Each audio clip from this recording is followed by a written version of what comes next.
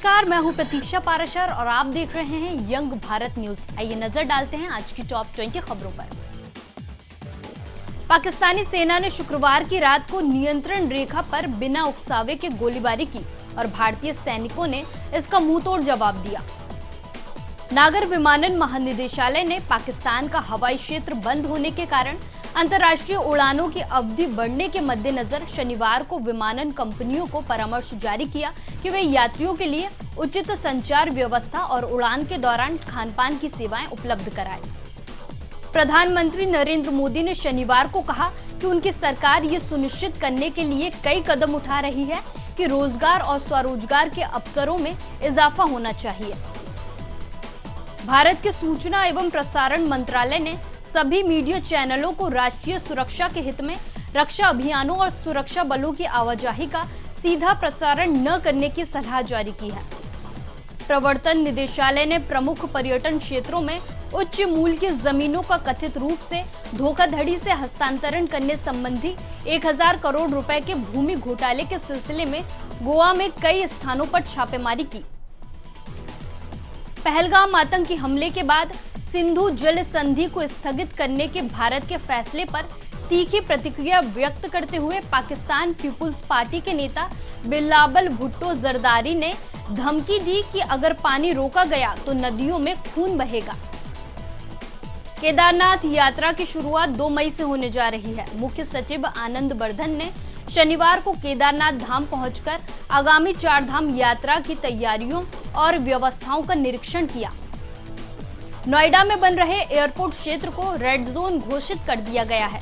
नोएडा के एडीसीपी मनीष कुमार मिश्र ने बताया कि इस क्षेत्र में बिना अनुमति के ड्रोन उड़ाना दंडनीय अपराध है।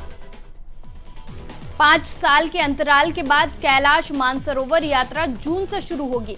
विदेश मंत्रालय ने शनिवार को कैलाश मानसरोवर यात्रा 2025 की आधिकारिक घोषणा कर दी है।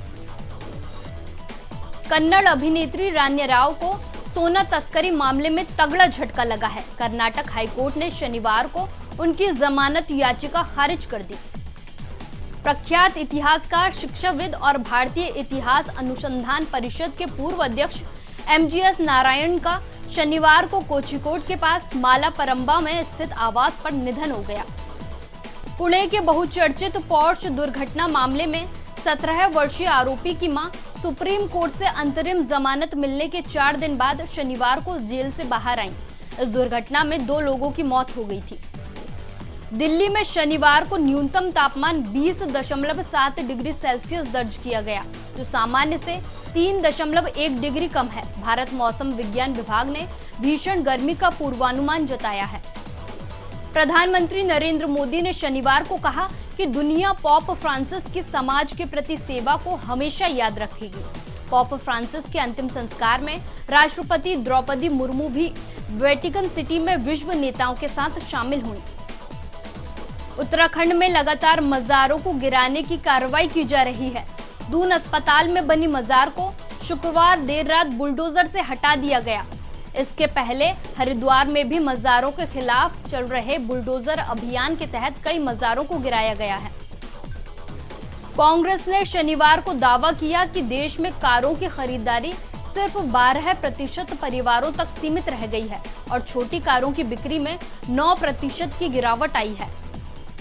राजस्थान में जल जीवन मिशन में हुए घोटाले में बड़ा खुलासा हुआ है।